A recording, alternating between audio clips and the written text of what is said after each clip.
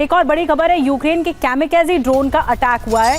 Ukraine के drone से रूसी पोस्ट तबाह हो गई है। ड्रोन के पोस्ट से टकराने का वीडियो सामने आया है। आपको बता दें कि ड्रोन का जो क्लोज एनकाउंटर है वो रूसी जवानों के साथ सामने आया है।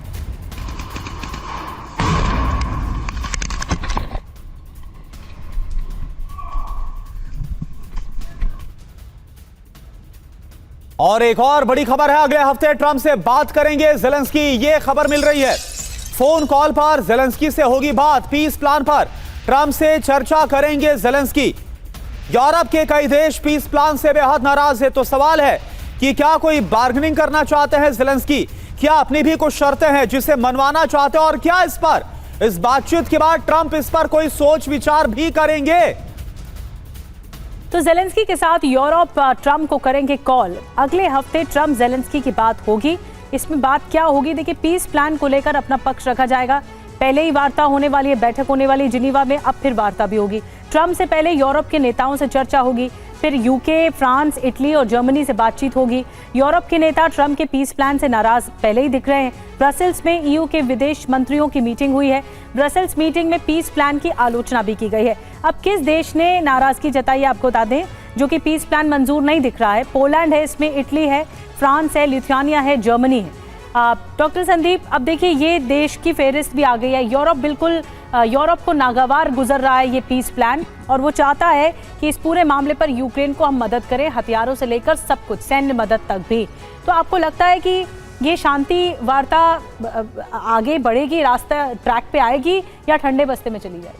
देखिए, जब यूरोप की बात करते हैं तो मैं हमेशा पहले ही उसमें अपने रिमार्क्स में बोला था कि यूरोपीय यूनियन जो कंट्री वो सचमुच चाहते हैं कि यूक्रेन में कुछ ना कुछ उसको मिले, वो लॉस ना हो, क्योंकि जीते यूक्रेन, या जीते की बात नहीं है, क्योंकि उनको मालूम है जीत नहीं सकता है।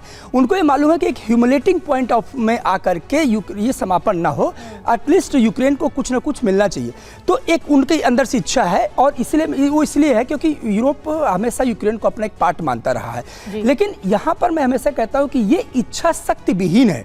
शक्ति नहीं, इनके पास देखिए माइट नहीं है, मिलिट्री माइट नहीं है इनके पास। ये बहुत खत्म देश है in terms of the military point of view से। आप अपने बताए, रोमानिया में छोटा सा ड्रोन चल, यूरोप क्या चाहता है? यूरोप चाहता है कि यूक्रेन में जो शांति, जो पीस आप कह रहे हैं कि प्रस्ताव आया है वो लागू न हो। अमेरिका की जो इच्छा है वो वहां पर थोपी न जाए, ये यूरोप चाहता है। लेकिन चाहने से और होने में अंतर है। जी ठीक है, बिल्कुल संदीप सर। तो सवाल यही है कि क्या ज़ेलेंस्की ट्रंप से बातचीत में ये बोलने वाले हैं कि क्रीमिया हमको वापस दिला दो, डोनबास में देने वाला नहीं, बाकी मुझे सब कुछ मानने हैं। एक और बड़ी खबर, निप्रोपेट्रोव्स्क में यूक्रेनी सेना का पलटवार हुआ। हमले में रूसी सैन्य यूनिट तबाह हो गई। कई रूसी सैनिकों के मारे जाने की खबर है। ये देखिए आप, यूक्रेन की 5th असॉल्ट ब्रिगेड ने इस हमले को अंजाम दिया। तस्वीरें आपके सामने।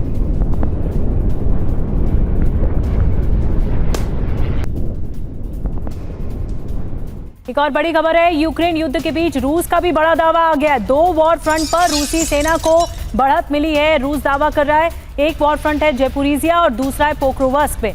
रूसी पकड़ मजबूत हुई है। जयपुरिजिया के 15 गांव पर रूस ने दावा किया है कि उसका कब्जा हो गया है। और एक और बड़ी खबर है, शाख्ते रस्की टाउन पर रूस ने कर लिया है कब्जा। एक और इलाके पर रूसी कब्जा, पोस्ट छोड़कर भागे हैं यूक्रेनी सैनिक। 10 किलोमीटर आगे बढ़ी है रूसी सेना। तो आप देखिए, एक तरफ तो हालात यह है कि यूक्रेनी सैनिक एक के बाद एक इलाकों में सरेंडर करते नजर आ रहे हैं, पीछे भागते हुए नजर आ रहे हैं, कदम खींचते हुए नजर आ रहे, स्टेप बैक कर रहे हैं। और उधर ज़ेलेंस्की का जो रुख है वो बिल्कुल भी नरम नहीं हो रहा, या फिर ज़ेलेंस्की युद्ध रोकने बारे में अभी फिलहाल सोचते हुए नजर नहीं आ रहे। तो क्या सवाल है कि जब तक पूरी तरह से जो यूक्रेन है भस्म नहीं हो जाता, तब तक ये युद्ध जारी रखेंगे ज़ेलेंस्की।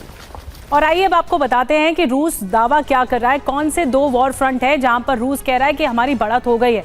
पहला है जयपुरिजिया में पकड़ को मजबूत बनाया है। जयपुरिजिया के और 15 गांव पर कब्जा हमने कर लिया है। जयपुरिजिया के दक्षिण पूर्वी इलाके में बढ़त बना ली गई है। पोक्रोवस्क दूसरा है जिसमें रूसी फौज की बढ़त जारी है। कोहरे का फायदा रूस को मिल रहा है, ये यूक्रेन कह रहा है। रूसी रक्षा मंत्रालय की ओर से कहा जा रहा है कि 2 इलाके ऐसे हैं जिसमें हमें फायदा हो रहा है।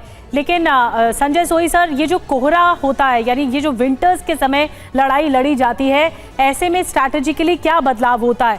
क्योंकि ग्राउंड पर टैंक्स वगैरह के साथ नहीं, जबकि जो एयर वाली लड़ाई है यानी वायु सेना है जो दोनों मुल्कों की, वो ज़्यादा मुस्तैद हो जाती है।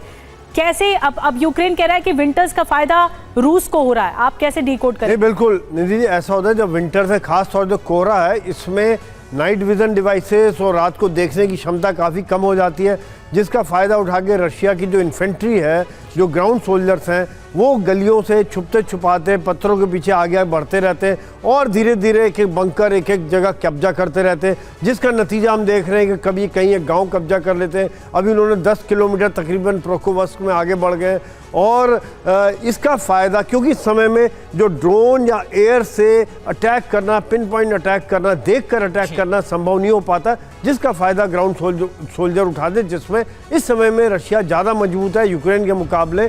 दूसरी बात, यहाँ पर एक छोटी सी बात और ऐड करना चाहूँगा कि जो अमेरिका का जो पीस प्लान है उसका रशिया ने समर्थन किया है। हाँ। और रशिया ने कहा है कि अगर ये पीस प्लान नहीं माना यूक्रेन ने तो कुपियांस्क जैसा हाल बाकी जगह का भी होगा, जिसका नतीजा हम देख रहे हैं कि उनके हमले और ज्यादा तेज हो गए। करुणा, बिल्कुल, तो दो बड़ी सैन्य ताकतें अमेरिका और रूस दोनों का दबाव है यूक्रेन पर, देखना होगा क्या होने वाला है। एक और बड़ी खबर, यूक्रेन की AAA आर्मी यूनिट ने रूस को बड़ा झटका देने का दावा किया है। रूस के शाहिद ड्रोन को मार गिराने का दावा किया गया है। रूसी ड्रोन पर हमले का वीडियो भी जारी किया गया। 50 कैलिबर मशीन गन से ताबड़तोड़ फायरिंग की गई, ये देखिए आप। तो ये देखिए तस्वीरें आपके सामने, किस तरह से रूसी ड्रोन शाहिद को मार गिराया गया।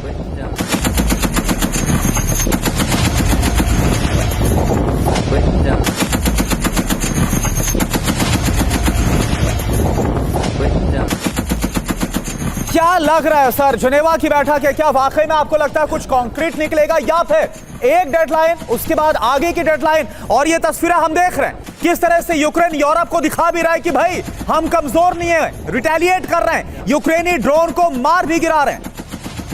करुणा जी, ये डेडलाइन जब तक ट्रंप चाहेंगे तब तक बढ़ती रहेगी। जिस दिन वो चाहेंगे कि डेडलाइन आज रियल में डेडलाइन है तो उसी दिन खत्म हो जाएगी। इसीलिए अभी आप दिखा रहे थे कि ट्रंप अब थोड़ा सॉफ्ट हो रहे हैं, क्योंकि यूरोपियन कंट्री जो है वो कह रहे हैं कि जर्मनी जैसे ने कहा कि हम इसको मानते नहीं।